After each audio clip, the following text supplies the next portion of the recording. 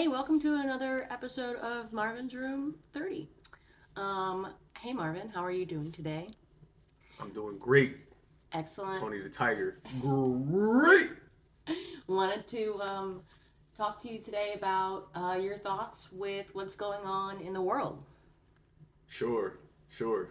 Just the world in general, or you mean what certain current events, or Yeah. How things are, kind of related to the collective consciousness and LOA. Been a lot of big things going on, especially in the U.S. with the upcoming election cycle. mm, Tell us about some of things that you've heard in the law of attraction community. well, I can't say of what I heard in the law of attraction community because I'm not in any communities. I mean, you know how I don't really like identifying with stuff. I don't really like identifying with a lot of communities out there because so many communities are just filled with fluff, and quite frankly, a lot of these communities turn into a religion, right? And they turn into a religion from the standpoint of whatever they say, whatever they believe. If you say something that goes against that, they try to kick you out. And so LOA to me has turned into religion where I'm right, you're wrong, and it turns into a lot of finger pointing and oh, this guy said this and this person said that. So I don't get caught up in all of that in these communities and certain things like that. But what I will say is I think there's a huge collective consciousness of change going on around the world because just like the Bible kind of says, the Bible says where there's two or more are gathered. And there was a book by a woman, I forget what the book was called, but it's called it was called something like The Power of Eight. And it talks about basically when you have multiple people with the same thought or idea and that picks up movement and steam and there's energy behind that, you start to have collective consciousness. And there is a collective consciousness to me of awakening in the world of people are actually starting to wake up, and you could sense sort of like this revolution going on worldwide of everything that's going on. And I mean, as far as the United States is concerned, you know what, it's funny because a lot of people don't like you mentioned election season. A lot of people don't like Donald Trump, but Donald Trump is the perfect example of somebody who, in my opinion, has mastered the law of assumption. For everybody that knows about the law of assumption from Neville Goddard says that whatever you assume to be true will eventually happen. And Donald Trump is one of those people that, whether you like him or not, he is the perfect example of a master manifester in his life. And I made a video about Donald Trump a while back. I might plug it at the end of this video in the comment section. But Donald Trump had a mentor, a guy by the name of Norman Vincent Peale, who Donald Trump's father, Fred Trump, used to take Donald and his siblings and the wife and everybody. They used to go from Queens over to Manhattan to watch this guy Norman Vincent Peale speak. And Norman Vincent Peale was a pastor in Manhattan. And he wrote a beautiful book called The Power of Positive Thinking, which is a LOA book. If you haven't read it, I highly encourage you to read it and check it out. But it all talks about the power of the tongue. And when you know Donald Trump's background and upbringing, you know why he speaks and acts the way that he acts. Now, I'm not telling you to agree with it, but he speaks from a place of confidence all the time. His assumptions about himself is, I'm going to win all the time. He doesn't speak a negative affirmation about himself. He doesn't speak a negative affirmation about what he's going through. And I got to say that that's something that I admire about him, even when it looks like his back is against the wall with lawsuits and different things like that. What were you going to say? I was going to ask how you think, you know, his law of assumption is working for him with his recent assassination attempt. Well, that's the thing. It's almost as if he has this thought in his mind, this affirmation in his mind that I'm untouchable. Because if that's anybody else, who knows? Maybe they get killed. But the fact that he didn't die and the bullet missed him because he turned his head a quarter of an inch or whatever the number was, that lets you know that maybe his affirmations or his belief in himself is so powerful that, because I mean, you got to think about it. If it was anybody else in the circumstances, situations that he was in, how many people would be caught or be thrown in jail or be whatever you want to name. But it seems that this guy can't be touched. And I'm not a Trumper. I'm not a pro Trump guy. I'm not yeah, Trump 2024. You know, yeah, I'm not one of those guys for either party. But what I'm doing is I'm calling it how I'm seeing it. And how I'm seeing it is everything, no matter what they throw at this guy, no matter what lawsuit, no matter what bad situation he's in, he always seems like he comes out on top. And I just think that that's because the foundation that he laid with law of attraction, law of assumption, and his pastor, Norman Vincent Peale, teaching him to never speak a negative word about yourself. It's funny that you mentioned that his affirmation is probably that he's untouchable, because where I thought you were going to go with that was maybe a new affirmation for him that he's a martyr or a victim. You know, the little fist pump he gave at the end of that whole ordeal, fight, fight, fight, or whatever he said. Yeah. You know, like, I wonder if he was looking for an opportunity to become a victim, you know, for to further his platform, because there's a lot of things that aren't going wrong or right in his sphere of you know, his within his power anymore, I guess. But you know, also collectively, there's a lot of people who really don't like Donald Trump. Right. You know, if we're talking about a collective conscious. 100%. 100%. So I wonder if that is playing into anything as well. But it's amazing also the support that has come out of the woodwork for Kamala, and to see if that collective conscious kind of helps carry her to the presidency as the first lady president. Absolutely.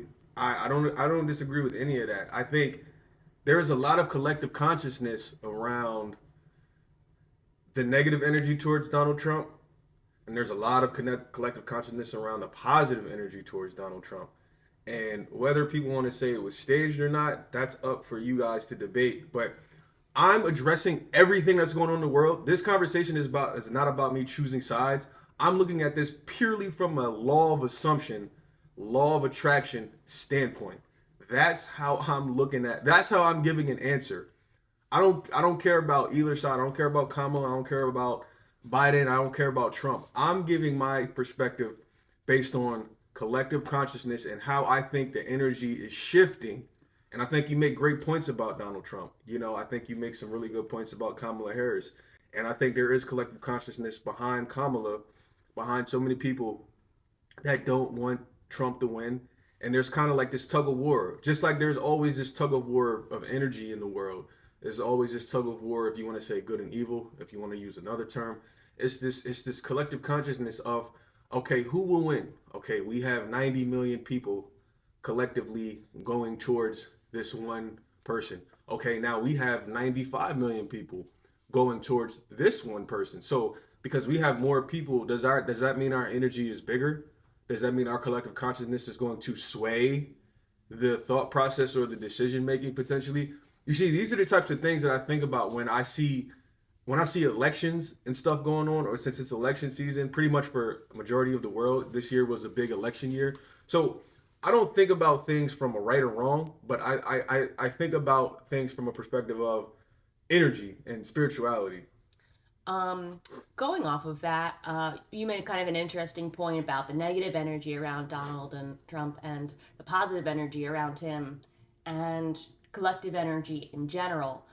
And I wanted to know your thoughts on positive energy versus negative energy as an individual that you put out, and what you think is more powerful, you know, like... Wow, that's a good question. Whether or not you get more bang for your buck if you're not a Donald Trump fan, if you know, are you giving out better, more powerful energy by saying, screw Donald Trump, or are you sending out more powerful energy by saying, go Kamala Harris, you know, like...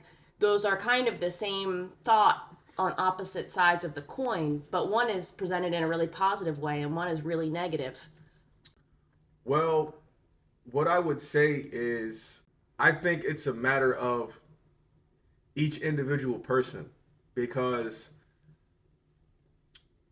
in my opinion, and people have different thoughts on this, but I believe we all have free will. We all have free will. So whatever somebody's free will or whatever somebody's thought process is saying to them, for instance, Kamala Harris, whatever her thought process is about herself, whatever her assumptions are about herself, she is then going to, in return, attract all of that positive energy towards her or negative energy towards her for her campaign in a good way or a bad way based on her thoughts, based on her assumptions. So what I'm saying is we can't necessarily, I can't, or whoever else out here can't necessarily have an effect in her in a way on the world unless her assumptions and thoughts about herself are so negative. Like if she starts having thoughts like I can't win, I can't win, I can't win, I'm not gonna win, I'm not gonna win, I'm down in the polls, I'm down in the polls, and then so in turn that's gonna cause that thought transmission to go out into the world, right? And that's gonna make other people start to jump on that bandwagon potentially because we talk about energy, right? We talk about positive, we talk about negative. So I don't think we can necessarily have an effect on something like that happening. I think it's up to the person and their negative thoughts or their positive thoughts, their beliefs on about their certain situation. So just like Donald Trump may have the thoughts of, oh, I'm going to win, I'm going to win, I'm going to win. You know, I'm getting lawsuits, but I'm beating every one of them. So those are his assumptions about himself. He's untouchable. I'm the Teflon Don. You know what I mean? Whatever you guys try to hit me with, it never sticks. I beat everything against all odds. So that's what he's attracting into his life. So I don't necessarily know if it's, like I said, I don't believe we have an effect on it unless the person has negative thoughts or positive thoughts about it, and then in return they will start to gain positive followers or they will start to gain negative followers, if that makes sense. It does make sense, and I like that take on it a lot. In general, though, if you're not focusing on politics, maybe you're trying to have these thoughts about your own life and your own self, and there is a sector of folks in the law of assumption, law of attraction community that I think look down upon negative talk as something that really sucks your energy down to really low levels, and it's not productive to say something like, I'm not a loser. You know, you should reframe that thought to think I'm a winner, because the power of positive thinking does have some effects on, on your consciousness, on your psyche, on your well-being. Do you agree with that? Or do you think it doesn't matter as much as long as you're having any kind of self-talk, any kind of, self-work? I think it does matter. I think all of that stuff matters. I think having that positive mindset, that positive self-talk, I think all of that stuff goes hand in hand. And I think this is where the will comes into play. I think we have free will, right? And I don't think you can't necessarily control another person. But what I think that this is where whoever has the strongest will, this is no different than sports. So yes, we have free will, but in sports or in some sort of competition, it doesn't have to be sports. It could be chess. It could be whatever the game you're playing. I believe in certain situations like that, this is where a person's will, you hear the term will, this is where a person's will can be imposed and be forced on another opponent, because at that point it's like, who has the strongest desire? Who has the will to win? When it's the fourth quarter, when everybody's dead tired, the game is almost over, who has the will, who has the heart to power through? Who has the positive mindset to power through. And this is where I think will does come into play. Because again, like I always say, it's not nuanced. People always say, oh, no, there's no free will. People don't have free will in your reality. No, yes, they do have free will in your reality. However, when you're talking about in terms of competition, I do believe that's where the will shows up. And the will can show up. And I can simply want it better than you. If I want to become super duper successful and I get up every day at the crack of dawn and I work 10, 12, 15 hours a day to get successful in a year, and the next thing you know, in 1 year, I become this mega multimillionaire, and you don't, even though we're doing the same thing. I become a multimillionaire because I wanted it better than you. My will triumphed yours. My willpower triumphed yours, because we all have will, right? It's just a lot of times we don't use our will properly, or we don't even understand what the will really means. And so people having free will in your reality versus you using your willpower in competition, those are two different things. But in order to use your willpower in competition and competitive standings and arenas, I think, like we have the Olympics going on right now on the TV. When we have these types of things going on, I think this is where, like you said, affirmation, words of affirmation, positive thoughts versus negative thoughts comes into play, and you kick it in a high gear, and eventually your will. And I think, like I said, I go back to Donald Trump. Donald Trump is a person who you don't have to agree with him. You can hate his guts, but he has this willpower. He has this law of assumption. He has this ability that I don't think I've ever seen. He's one of the best examples of having willpower and having the law of assumption work for him in real 3D time. If anybody, like, if you want to, I'm not telling you to like Donald Trump the person. You can hate his guts. But if there was something you wanted to study about Donald Trump, study his willpower, study his thought process on how he never speaks a negative word about himself. And you can learn something from that, because look at the life that was created for him. Because a lot of rich people, or people that come from money, a lot of those people go downhill. A lot of those people don't take their parents' wealth and quadruple it, or however, grow it over however many times. A lot of people that come from wealth, they become extremely lazy. They become addicted to drugs.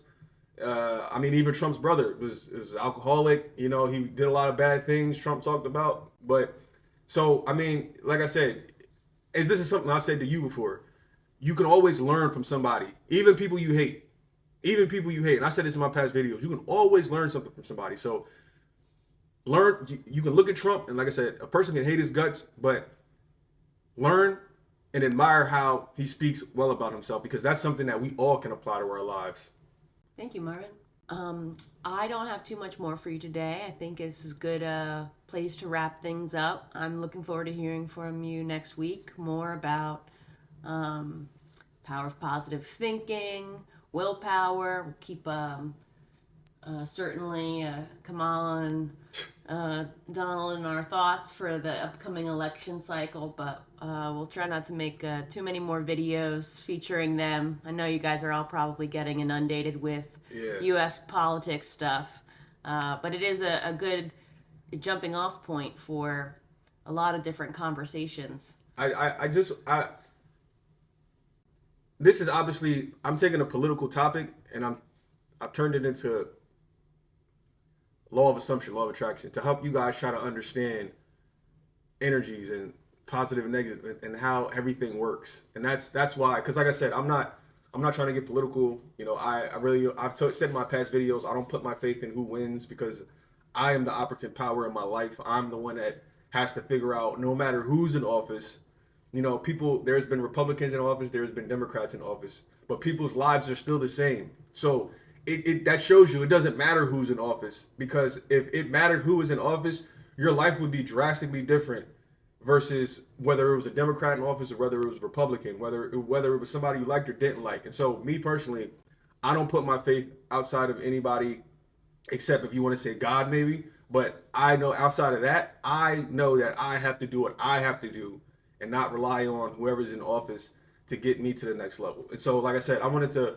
kind of give those examples and bring that to you from a law of attraction perspective, so you can understand why what's going on in the world is happening, why what's going on in your life is potentially happening. Because everything that I said in this video, you could apply it to your life and figure out, oh, okay, well, this happened at work with this person. Oh, this coworker at work probably has a very strong will. Or this coworker at work, oh, I noticed this coworker at work is kind of like Donald Trump.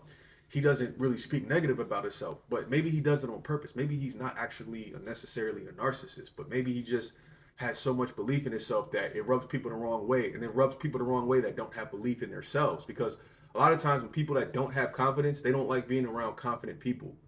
And so that's not a them problem, that's a you problem, right? If somebody's confident, I'm not going to get mad at you for being confident, but that's what happens with a lot of people. They get around people and they're like, it's like being around people that have money and you don't have money. You don't like that. You're jealous. You know what I mean? So I wanted to kind of bring that.